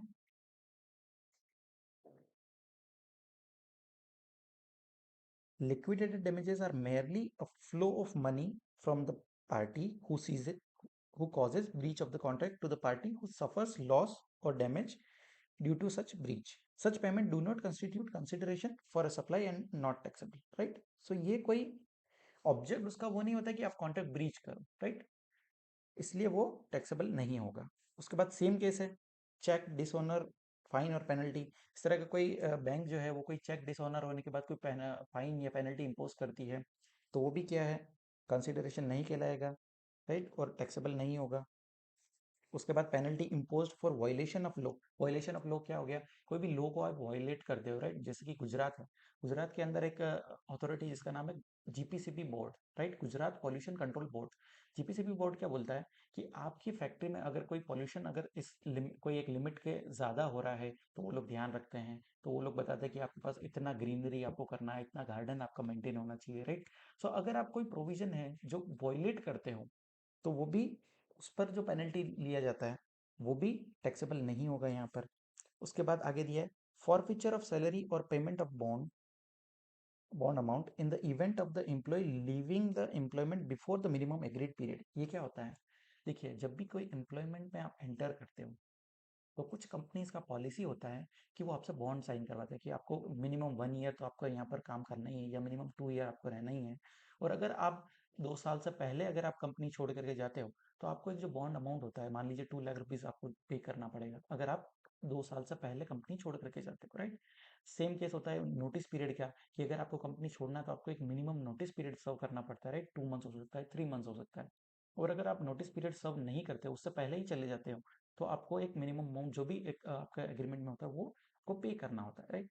सो इसका पर्पस क्या है, समझिए ऑब्जेक्ट क्या है, कि आप जब कोई कंपनी आपको हायर कर रही है, तो उनका ऑब्जेक्टिव ये थोड़ी ना कि आप बॉन्ड तोड़ के चले जाओ और आपके बाद आपसे पैसा वो रिकवर करेंगे। नहीं, ऑब्जेक्टिव क्या होता है कि आप उनके साथ एम्प्लॉयमेंट में रहें और वो आपको सैलरी पे करें, राइट? सो ये क्लोज क्यों रखा जाता है, बॉन्ड क्यों साइन करवाया जाता है, ताकि जो भी नॉन सीरियस एम्प्लॉयज है उनको रोका जाए एम्प्लॉयमेंट से, राइट? सो जो मेन पर्पस है, वो पर्पस ये नहीं रहता कि आप बॉन्ड तोड़ करके वो पैसा रिकवर करे कंपनी, पैसा कमाना उसका उद्देश्य नहीं है, राइट? सो ये भी टैक्सेबल नहीं होगा, not taxable as consideration, right? और इस पर भी जीएसटी नहीं आएगा। उसके बाद लेट पेमेंट, सरचार्ज और फीस। किसी भी तरह का कोई लेट पेमेंट होता है, राइट? आपने किसी से पैसा लिया है और उसके पैसे अगर लेट आपके पास आता है, तो विद इंटरेस्ट आएगा, राइट? जो जो लेट पेमेंट का फैसिलिटी दिया जाता है, the facility of accepting late payment with interest, और लेट पेमेंट फी या फाइन या पेनल्टी आप चार्ज करते हो, किसी पैसा जब लेट आता है तो आप मान लीजिए फाइन चार्ज करते हो या इंटरेस्ट चार्ज करते हो, वो क्या है, नेचुरली बंडल्ड है अपनी मेन सप्लाई के साथ, राइट? इवन दो आपका पर्पस ये नहीं था कि आप लेट पेमेंट करोगे और हम पेनल्टी चार्ज करेंगे, पर्पस ये नहीं था, राइट? बट चूंकि इंटरेस्ट जो है वो तो सर्कुलर नंबर 178 में फॉल करेगा, लेकिन ये क्या है, नेचुरली बंडल्ड है अपनी मेन सप्लाई के साथ, राइट? सो मेन सप्लाई अगर प्रिंसिपल सप्लाई टैक्सेबल है, तो ये भी टैक्सेबल हो जाएगा, right? So it is an ancillary supply naturally bundled and supplied in conjunction with the principal supply and therefore should be assessed as the principal supply. So principal supply अगर taxable है, तो late payment का जो fees है वो भी taxable हो जाएगा, right? उसके बाद fixed charges for power, ये क्या होता है? सी, इलेक्ट्रिसिटी जो है वो जीएसटी के अंदर एग्जेम्प्ट है, राइट? सो इलेक्ट्रिसिटी जो बिल होता है उसके दो कंपोनेंट होते हैं, एक होता है मिनिमम फिक्स चार्जेस और एक होता है variable per unit charges. Variable per unit charges क्या होते हैं, जितना इलेक्ट्रिसिटी आप यूज करते हो उसके हिसाब से आपको पर यूनिट आपको चार्जेस पे करने होते हैं, राइट? और दूसरा क्या होता है, मिनिमम फिक्स चार्जेस, मतलब फिक्स चार्ज जो है आपको पे करना ही है, इवन तो आप यूज करते हो ना करते हो, आपका 0 यूनिट भी अगर आपने यूज किया इलेक्ट्रिसिटी, फिर भी आपको ये मिनिमम फिक्स चार्जेस पे करना रहता है, राइट? आपका मान लीजिए कोई एग्जांपल लेते हैं कि शाहरुख खान है, शाहरुख खान के 2 घर है, एक दिल्ली में भी है एक मुंबई में भी है। उसका पूरा फैमिली जो है मुंबई में रहता है, और दिल्ली वाला जो घर है वो पूरा खाली है, उसमें ना कोई रहता है ना कोई इलेक्ट्रिसिटी यूज करता है, उसका जो यूनिट है, यूनिट कंजम्पशन है वो 0 है, राइट? फिर भी उसका जो इलेक्ट्रिसिटी बिल आता है उसमें एक मिनिमम फिक्स चार्ज लगाया जाता है। सो ये जो चार्जेस लगाए जाते हैं, ये चार्जेस उसके लिए नहीं है कि हम टॉलरेट कर रहे हैं कि आप बिल्कुल भी इलेक्ट्रिसिटी यूज नहीं कर रहे हो और हम टॉलरेट कर रहे हैं उसलिए आपके चार्जेस लगाए जा रहे हैं, नहीं। ये चार्जेस जो है ये सबको लगाए जाते हैं, राइट? और दोनों के दोनों चार्ज, मिनिमम फिक्स चार्ज और वेरिएबल पर यूनिट चार्ज, दोनों के दोनों जो है वो जीएसटी के अंदर एग्जाम्प्ट होंगे और नॉट टैक्सेबल होंगे, राइट। उसके बाद सेक्शन नंबर 7(2). सेक्शन नंबर 7(2) क्या बोलता है, समझिए। हमने सेक्शन 7(1) पढ़ा। सेक्शन 7(1) बताता है कि सप्लाई इंक्लूड, सप्लाई में क्या क्या इंक्लूड होते हैं, राइट। उसके बाद सेक्शन 7(1)(a) देखा, उसमें क्या था कि शेड्यूल 2 के अंदर सप्लाई ऑफ गुड्स है या सप्लाई ऑफ सर्विस है, राइट। उसके बाद सेक्शन 7(2), सेक्शन 7(2) क्या बोलता है, सप्लाई में क्या इंक्लूड नहीं होगा, right? So activities or transaction specified in Schedule 3 or such activities or transaction undertaken by the central government or a state government or any local authority in which they are engaged as a public authority as may be notified by the government on the recommendation of council shall be treated neither as a supply of goods nor as a supply of service। मतलब क्या हो गया, जो भी activities या तो schedule 3 में दी गई है, राइट, या फिर गवर्नमेंट ने बताई है, ये दोनों ही ना सप्लाई ऑफ गुड्स कहलाएगा ना ही सप्लाई ऑफ सर्विस कहलाएगा, राइट। सो इसको नेगेटिव लिस्ट बोला जाता है। अब यहाँ पर नॉन सप्लाईज क्या क्या है, एक शेड्यूल 3 में दिया हुआ है, एक non supplies notified with notification के थ्रू दिए हुए हैं, और एक non supplies clarified bye way of circular दिया हुआ है, राइट। सो सबसे पहले देखते हैं शेड्यूल 3 में क्या है। शेड्यूल 3 नेगेटिव लिस्ट है, उसमें क्या क्या दिया हुआ है। पहला पैरा नंबर 1 बोलता है services by an employ to the employer in the course of और in relation to his employment. इसका मतलब क्या है, कोई भी एम्प्लॉय अपने एम्प्लॉयर को कोई सर्विस दे रहा है और in the course of his employment दे रहा है, तो वो नेगेटिव लिस्ट में कवर हो जाएगा, राइट। लेकिन अगर कोई एम्प्लॉय सर्विस दे रहा है और वो इन द कोर्स ऑफ एम्प्लॉयमेंट नहीं है, अलग से कोई सर्विस दे रहा है, तो फिर वो सप्लाई का पार्ट बन जाएगा, राइट। सेकंड दिया है सर्विसेज बाय एनी कोर्ट और tribunal establish under any law for the timing in force. So court क्या है, कोर्ट मतलब कोर्ट इंक्लूड करता है district court, high court and supreme court, right. और ट्रिब्यूनल का और कोर्ट का कोई भी सर्विसेज है तो वो भी नेगेटिव लिस्ट में कवर होगा, राइट। अब यहाँ पर कॉन्सेप्ट आता है कंज्यूमर डिस्प्यूट रिड्रेसल कमीशन। ये जो है ये कोई ट्रिब्यूनल नहीं है, राइट, क्योंकि ट्रिब्यूनल जो है वो आर्टिकल 323 बी में सेटअप किया जाता है। सो ये ट्रिब्यूनल नहीं होता, लेकिन इसका जो कैरेक्टरिस्टिक्स है, जो फंक्शंस है, वो ट्रिब्यूनल के जैसा ही होता है। तो यहाँ पर बताया गया है कि अगर कंज्यूमर डिस्प्यूट रिड्रेसल कमीशन ने भी कोई सर्विस दिया है तो वो भी नेगेटिव लिस्ट में कवर हो जाएगा, राइट। और कोई भी फी पे किया गया है, fee paid by litigant by registering complaint to the said commission are not leviable to GST, right. उसके बाद पैरा 3 बोलता है functions perform by members of parliament. कोई भी फंक्शन परफॉर्म करता है कोई मेंबर है जो पार्लियामेंट का है या फिर स्टेट लेजिस्लेचर का है या फिर पंचायत का है, म्यूनसिपैलिटी हो गया, या member of other locality local authority. So इनके द्वारा कोई फंक्शंस परफॉर्म किए जाते हैं तो वो भी नेगेटिव लिस्ट में कवर हो जाएंगे। उसके बाद duties perform by any person who holds any post in परस्यूएंस of the provisions of the constitution in that capacity. कोई पर्सन कोई पोस्ट होल्ड करता है किसी कॉन्स्टिट्यूशन का, जैसे प्रेसिडेंट ऑफ इंडिया हो गया, प्राइम मिनिस्टर ऑफ इंडिया हो गया। सो ये कोई ड्यूटीज परफॉर्म करते हैं तो वो भी नेगेटिव लिस्ट के अंदर कवर होता है। उसके बाद duties perform by any person as a chair person, या तो चेयर पर्सन है या फिर मेंबर है या कोई डायरेक्टर है किसी बॉडी में जो स्टेब्लिश किया गया है सेंट्रल गवर्नमेंट के द्वारा या स्टेट गवर्नमेंट के द्वारा या फिर लोकल अथॉरिटी के द्वारा, तो वो भी नेगेटिव लिस्ट में कवर हो जाएगा। उसके बाद पैरा 4 बोलता है सर्विसेज ऑफ फ्यूनरल, ब्यूरियल, सर्मेटोरियम और mortuary including transportation of the deceased, right. So dead body को जब ट्रांसपोर्ट किया जाता है एक जगह से दूसरी जगह तक, या फिर मॉर्चुरी जहाँ पर रखा जाता है डेड बॉडीज को, तो ये जो सर्विसेज हैं वो भी नेगेटिव लिस्ट में कवर हो जाएगी, और ना ये सप्लाई ऑफ गुड्स माना जाएगा ना ही सप्लाई ऑफ सर्विस माना जाएगा, राइट। उसके बाद पैरा 5 बोलता है sale of land subject to paragraph 5(b) of schedule 2 and sale of building. Sale of land और बिल्डिंग ये जो है नेगेटिव लिस्ट में कवर है, subject to para 5(b). Para 5(b) क्या बोलता है कि अगर आपका कंप्लीशन सर्टिफिकेट, आपका जो कंसिडरेशन है कंप्लीशन सर्टिफिकेट के बाद आता है, राइट, या फिर फर्स्ट ऑक्यूपेशन के बाद आता है, तो ही वो यहाँ पर कवर होगा। अगर आपका जो कंसिडरेशन है वो पहले ही आ जाता है कंप्लीशन सर्टिफिकेट के या फर्स्ट ऑक्यूपेशन से, तो फिर वो जो है एक तरह का कंस्ट्रक्शन सर्विस कहलाएगा, राइट, और वो फिर सप्लाई ऑफ सर्विस में आ जाएगा, राइट।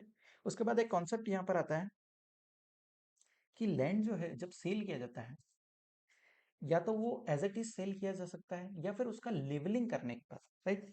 सो यहाँ पर क्या दिया, लैंड में भी sold either as it is और after some development such as levelling हो गया, laying down of drainage line हो गया, वाटर लाइन हो गया, इलेक्ट्रिसिटी लाइन हो गया।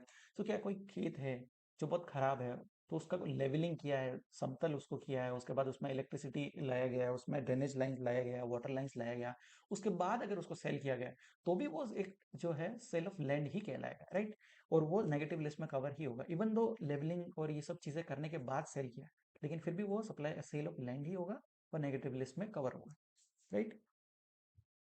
उसके बाद actionable claims other than specified actionable claims.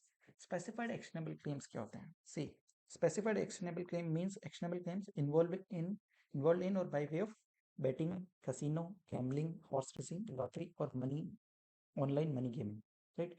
सो ये 6 चीजें जो है स्पेसिफाइड एक्शनेबल क्लेम्स में कवर्ड है।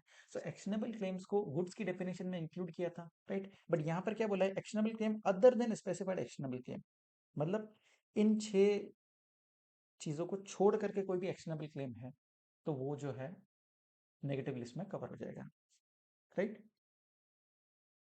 उसके बाद पैरा 7 बोलता है मर्चेंट ट्रेडिंग। मर्चेंट ट्रेडिंग क्या होता है समझिए। मिस्टर ए है जो इंडिया में रहता है, राइट। उसने गुड्स खरीदे हैं यूएसए से और उसको सेल किया है जापान में, राइट। और क्या बोला यूएसए जो सप्लायर था उसको बोला कि आप सीधा गुड्स जो है जापान डिलीवर कर दो। सो वो गुड्स जो है नॉन टैक्सेबल टेरिटरी से दूसरी नॉन टैक्सेबल टेरिटरी में गए और इंडिया में एंटर ही नहीं हुआ। तो ये तरह का ट्रांजेक्शन जो होता है वो मर्चेंट ट्रेडिंग कहलाता है और वो भी नेगेटिव लिस्ट में कवर होगा, right. Supply of goods from a place in the non taxable territory to another place in the non-taxable territory without such goods entering into India, right? So एक USA से सीधा goods जा रहे हैं Japan में, India में वो enter ही नहीं कर रहे, तो फिर वो नेगेटिव लिस्ट में कवर हो जाएगा। उसके बाद पैरा 8 बोलता है इनबाउंड सेल्स। इनबाउंड सेल्स क्या होता है? कोई भी सप्लाई है जो वेयरहाउस गुड्स का है to any person before clearance of home consumption. मतलब क्या है? आपने गुड्स खरीदा तो सबसे पहले वो कस्टम पोर्ट पे आएंगे तो उसको गुड्स को वेयरहाउस करवा दिया, राइट। और वेयरहाउस कराने के बाद वहीं से अगर आपने गुड्स को सेल कर दिया, उसको क्लियर नहीं कराया फॉर होम कंजम्पशन और डायरेक्ट वेयरहाउस से ही उस गुड्स को सेल कर दिया गया, तो वो इनबाउंड सेल्स कहलाता है, राइट। और वो भी नेगेटिव लिस्ट में कवर हो जाएगा। उसके बाद कॉन्सेप्ट है एक हाई सी सेल। हाई सी सेल क्या होता है? एक एग्जांपल के थ्रू समझते हैं। मिस्टर है ए है जिसने गुड्स मंगाए हैं कनाडा से, राइट। और गुड्स वहां से कनाडा से निकल चुके, कनाडा के पोर्ट से निकल चुके हैं और वो अभी हाई सी सेल में है।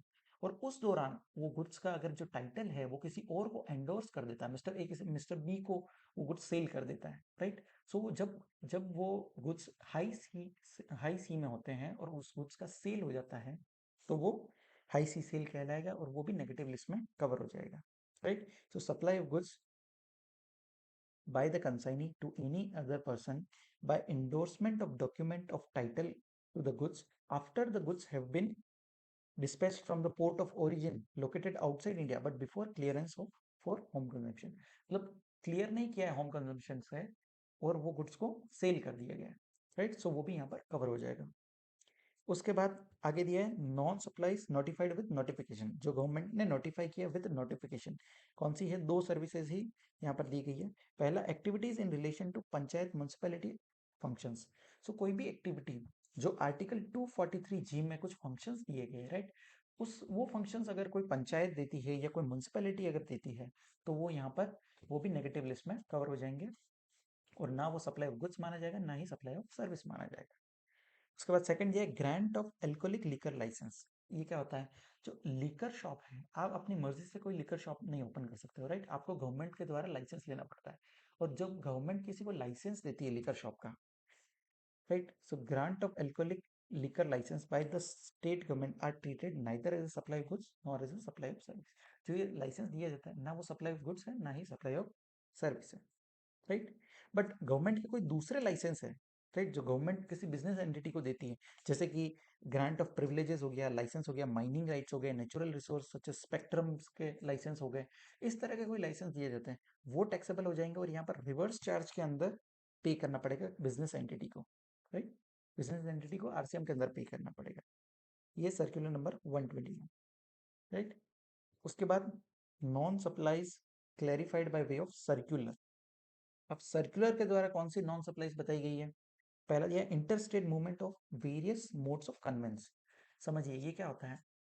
आप मान लीजिए गुड्स ट्रांसपोर्ट कर रहे हो किसी एक प्लेस से दूसरे प्लेस पर, राइट। मान लीजिए ट्रक में सामान जा रहा है, ट्रक है 50 लाख रुपीज का ट्रक है, उसमें सामान लोड करके जा रहा है, राइट। सो जो गुड्स है वो तो टैक्सेबल होंगे, उस पर तो जीएसटी आएगा। लेकिन जो कन्वेंस एक जगह से दूसरी जगह जा रहा है तो वो कन्वेंस जो है वो गुड्स नहीं माना जाएगा, ना वो गुड्स माना जाएगा ना ही सर्विस माना जाएगा, राइट। और वो कन्वेंस ट्रांसफर होने पर सप्लाई नहीं कहलाएगा, राइट।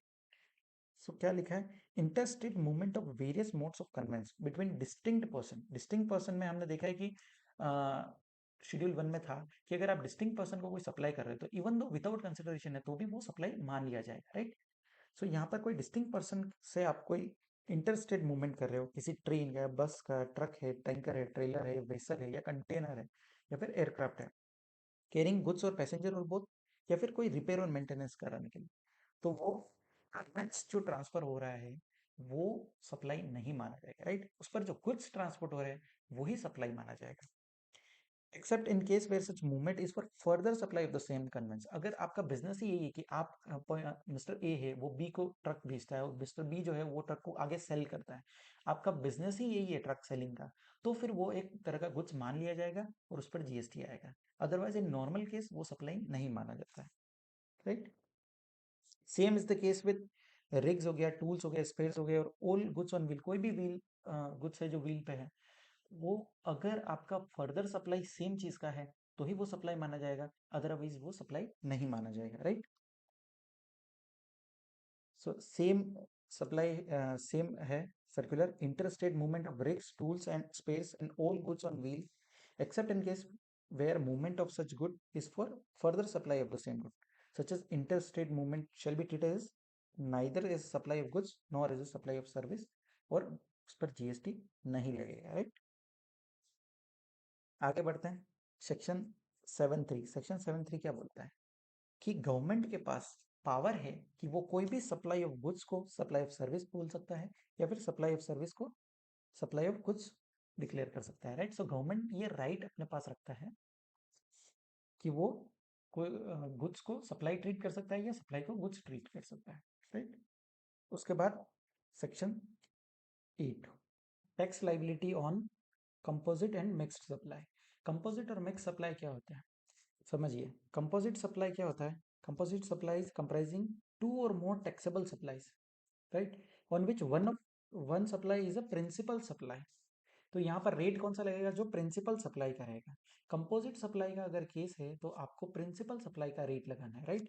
और मिक्स्ड सप्लाई अगर केस है, राइट, तो वहां पर हाईएस्ट रेट लगेगा। मान लीजिए दो या दो से ज्यादा प्रोडक्ट्स मिक्स करके एक किट बना करके अगर आपको दिया जा रहा है तो उसमें रेट किसका चल लगेगा, जिसका सबसे हाईएस्ट रेट है, राइट। सो इन दोनों की डेफिनेशन देखते हैं कि कंपोजिट सप्लाई क्या होता है और मिक्स सप्लाई क्या होता है।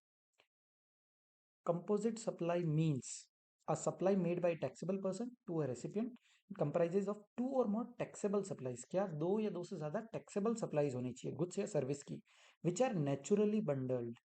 अब naturally bundled का मतलब क्या होता है, आपने मोबाइल खरीदा है तो मोबाइल के साथ चार्जर साथ में दिया जाता है, राइट। सो ये दोनों क्या है, नेचुरली बंडल्ड है। अगर मोबाइल है तो चार्जर आपको चाहिए साथ में, राइट। हेयर ऑयल लिया आपने, उसके साथ में कॉम आपको फ्री दिया गया है, तो ये क्या है, नेचुरली बंडल्ड है and supplied in conjunction with each other, one of which is the principal supply. उसमें से कोई एक जो होगा वो प्रिंसिपल सप्लाई होगा। जैसे आपने लैपटॉप खरीदा, लैपटॉप के साथ लैपटॉप बैग भी दिया गया, सो इसमें प्रिंसिपल सप्लाई क्या है, आपने खरीदा है लैपटॉप, राइट, और उसके साथ में जो लैपटॉप बैग दिया है वो एक एंसिलरी सप्लाई है, राइट। सो प्रिंसिपल सप्लाई क्या होता है, सप्लाई ऑफ गुड्स और service which constitute the predominant element of a composite supply. मतलब कंपोजिट सप्लाई का कोई प्रीडोमिनेंट एलिमेंट। प्रीडोमिनेंट क्या है इस केस में कि लैपटॉप है, आपने लैपटॉप खरीदा, वो प्रीडोमिनेंट एलिमेंट है, राइट। उसके बाद मिक्स्ड सप्लाई। मिक्स सप्लाई क्या होता है, mixed supply means to or more individual supplies. मतलब क्या है, दो या दो से ज्यादा इंडिविजुअल सप्लाई है किसी गुड्स या सर्विस का, made by a taxable person for a single price. क्या किया है, सिंगल प्राइस। समझिए, अब क्या है, आपको मान लो आपका कोई फंक्शन है और आपने एक होटल पे लिया है रेंट पे, ठीक है। सो आपके गेस्ट आने वाले हैं, होटल में मान लीजिए 10 से 15 रूम्स हैं, तो आप एक सप्लायर के पास गए कि यार मुझे हर एक रूम के लिए किट चाहिए, राइट। सो लोग वहाँ आएंगे, रुकेंगे, तो उनके ठहरने के लिए कुछ सामान चाहिए। सो एक एक किट बना के दिया, उसमें सोप भी दिया है, शैम्पू दिया है, हेयर ऑयल दिया है, हेयर कॉम दिया है, राइट। सो ये सारा किट बना के उसने, सप्लायर ने बोला कि ये किट आपको 200 रुपीज में मिलेगा। सो क्या है, अलग अलग इंडिविजुअल सप्लाई है लेकिन प्राइस जो है वो एक सिंगल रखा गया है। तो ये क्या है, सिंगल सिंगल प्राइस के लिए रखा है, तो ये एक मिक्स्ड सप्लाई है, राइट। ये प्रोडक्ट्स कोई नेचुरली बंडल्ड नहीं है, सारे इंडिविजुअल अलग प्रोडक्ट्स हैं लेकिन ये एक साथ में दिए जा रहे हैं फॉर अ सिंगल प्राइस, तो वो हो जाएगा मिक्स सप्लाई, ठीक है। और मिक्स सप्लाई के केस में रेट क्या लगेगा, जो हाईएस्ट रेट होगा, राइट। सो इसके रिगार्डिंग कुछ रिलेवेंट सर्कुलर्स दिए गए, प्रिंटिंग इंडस्ट्रीज इशू। ये क्या बोलता है, सर्कुलर नंबर 11, इसके रिगार्डिंग अपने क्वेश्चन में क्वेश्चन भी दिया हुआ है, राइट। सो ये क्या बोलता है कि कोई पब्लिशर है जो अपना कंटेंट किसी और प्रिंटिंग प्रेस वाले को देता है कि आप उसको प्रिंट करके दो, और प्रिंटिंग वाला क्या करता है, खुद के पेपर भी खुद से यूज करता है, खुद के पेपर यूज करके प्रिंट करके दे रहा है। तो क्या ये सप्लाई ऑफ गुड्स है या क्या सप्लाई ऑफ सर्विस है, राइट। सो ये सर्कुलर नंबर 11 ने क्लेरिफाई किया कि एक तरह का ये कंपोजिट सप्लाई है, राइट, जिसमें आपको देखना पड़ेगा कि प्रीडोमिनेंट एलिमेंट क्या है। सो अगर आप प्रिंटिंग करवा रहे हो अपने बुक का, कोई टीचर है अपनी बुक प्रिंट करवा रहा है, तो यहाँ पर प्रीडोमिनेंट एलिमेंट क्या होता है कि आपका जो कंटेंट है, आपकी प्रिंटिंग सर्विस जो दी जा रही है आपको, वो प्रीडोमिनेंट एलिमेंट कहलाएगा, राइट। और जो पेपर साथ में दे रहा है वो एंसिलरी सर्विसेज है। सो ये एक सप्लाई ऑफ सर्विस कहलाएगा और इस पर जीएसटी लग जाएगा, right. So in case of printing of books, pamphlets, brochures, annual reports and the like, where the content is supplied by the publisher or the person who owns the usage right to the intangible input, while the physical input including paper used for printing belongs to the printer. तो ये क्या कहलाएगा, ये एक तरह का supply of printing है और ये सप्लाई ऑफ सर्विस माना जाएगा, राइट। बट सेकंड केस कर लेते हैं कि आप कोई एनवेलप प्रिंट करवा रहे हो, राइट। जैसे मान लीजिए मैं कोई एनवेलप प्रिंट करा रहा हूँ, जिस एनवेलप पे मुझे लिखना है कि बेस्ट विशेष फ्रॉम मिस्टर चेतन शिमाली। सो यहाँ पर क्या हो रहा है, यहाँ प्री डोमिनेंट एलिमेंट क्या है कि आपको वो एनवेलप प्रिंट करके दे रहा है, right. So pre dominant element supply of goods होता है। सो इस केस में ये एक तरह का सप्लाई ऑफ गुड्स माना जाएगा, right. In case of supply of printed envelopes, letter cards हो गए, प्रिंटेड बॉक्सेस हो गए, टिश्यूज हो गए, नेपकिन हो गए, राइट। बड़ी बड़ी 5 स्टार होटल्स होती है जो अपने लोगो प्रिंट कराती है टिश्यू पेपर्स पे या नेपकिन पे। सो ये क्या हो गया, एक तरह का सप्लाई ऑफ गुड्स हो जाएगा, राइट। सो ये एक इंपॉर्टेंट सर्कुलर है, इसके रिगार्डिंग क्वेश्चन भी दिया है, आप इसको अच्छे से पढ़िएगा। उसके बाद सेकंड क्या बोला है, सर्कुलर नंबर 32, ये क्या बोलता है, फूड सप्लाई टू पेशेंट्स। मतलब क्या होता है, कोई पेशेंट अगर हॉस्पिटल में एडमिट हुआ है और डॉक्टर उसको प्रिस्क्रिप्शन देता है और बोलता है कि इस तरह का खाना इसको खिलाना है, राइट। सो जो फूड सप्लाई किया जा रहा है वो फूड फूड भी एक तरह का कंपोजिट सप्लाई हो जाएगा, राइट। कंपोजिट सप्लाई हो जाएगा हेल्थ केयर सर्विस के साथ, और हेल्थ केयर सर्विसेज जो है वो एग्जेम्प्ट है जीएसटी के अंदर, राइट। सो वो फूड जो पेशेंट को दिया गया वो भी एग्जेम्प्ट हो जाएगा। लेकिन अगर कोई फूड प्रोवाइड किया गया किसी अटेंडी को, राइट, या कोई विजिटर है, अटेंडेंट है या विजिटर है जो पेशेंट के साथ में है और उसको अगर फूड प्रोवाइड किया गया तो फिर वो टैक्सेबल हो जाएगा, राइट। वो कंपोजिट सप्लाई नहीं कहलाएगा। छोटा सा सर्कुलर है। उसके बाद नेक्स्ट सर्किल नंबर 34, ये क्या बोलता है, एक्टिविटीज ऑफ बस बॉडी बिल्डिंग। मतलब क्या होता है, कोई बस है जिसका बॉडी जो है कोई सप्लायर बना करके दे रहा है, तो ये भी एक तरह का कंपोजिट सप्लाई कहलाएगा, राइट। यहाँ पर क्या हो रहा है, सप्लाई गुड्स भी है और सर्विस भी है। वो बॉडी बिल्ड करके भी दे रहा है तो वो गुड्स भी अपना यूज कर रहा है और एक तरह की सर्विस भी दे रहा है, तो ये भी कंपोजिट सप्लाई हो जाएगा। और यहाँ पर हम प्री डोमिनेंट एलिमेंट देखेंगे। Predominant element case to case difference हो सकता है, right. So based on facts and circumstances of each case वो डिफर कर सकता है। सो आपको देखना है कि प्री डोमिनेंट एलिमेंट क्या है इस चीज में। उसके बाद लास्ट ये है सर्कुलर नंबर 34, ये बोलता है रीट्रेडिंग ऑफ टायर्स।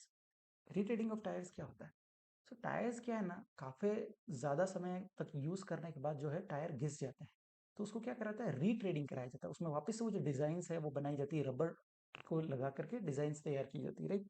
सो ये जो रीट्रेडिंग ऑफ टायर्स है ये एक तरह का सप्लाई ऑफ सर्विस माना जाएगा, राइट। और अगर ऐसा है कि जो सप्लायर है वो खुद ही अपना रबर यूज कर रहा है, खुद ही कोई ओल्ड टायर जो है उसके पास, उसी में अगर वो कर करके दे रहा है design, right. So rubber used for retreading is an ancillary service. Supply of retreaded tyres where the old tyre belongs to the supplier of retreaded tyres. मतलब क्या हो रहा है, ओल्ड टायर जो है वो टायर भी उस सप्लायर का ही है और रीट्रेडिंग भी वही करके दे रहा है, तो फिर वो एक सप्लाई ऑफ गुड्स बन जाएगा, राइट। अगर टायर आपका है और वो रिट्रेडिंग करके दे रहा है तो वो सर्विस है, राइट। और अगर टायर भी उसी का है और रिट्रेडिंग करके वो आपको दे रहा है तो फिर वो एक सप्लाई ऑफ गुड्स कहलाएगा। ठीक है, आगे बढ़ते हैं। फिर कुछ अमेंडमेंट्स दिए गए यहाँ पर। अमेंडमेंट क्या बोलता है, supply of food and beverages at cinema hall taxable as restaurant service. मतलब आप सिनेमा हॉल में मूवी देखने जाते हो, राइट। सो वहां पर आपको फूड भी दिया जाता है साथ। सो फूड और रिफ्रेशमेंट्स रहता है, पॉपकॉर्न वगैरह दिए जाता है। सो ये क्या हो सकता है, सिनेमा ऑपरेटर या तो खुद से वो प्रोवाइड करे या फिर वो किसी को कॉन्ट्रैक्ट दे देता है थर्ड पार्टी को कि वो प्रोवाइड करे, राइट।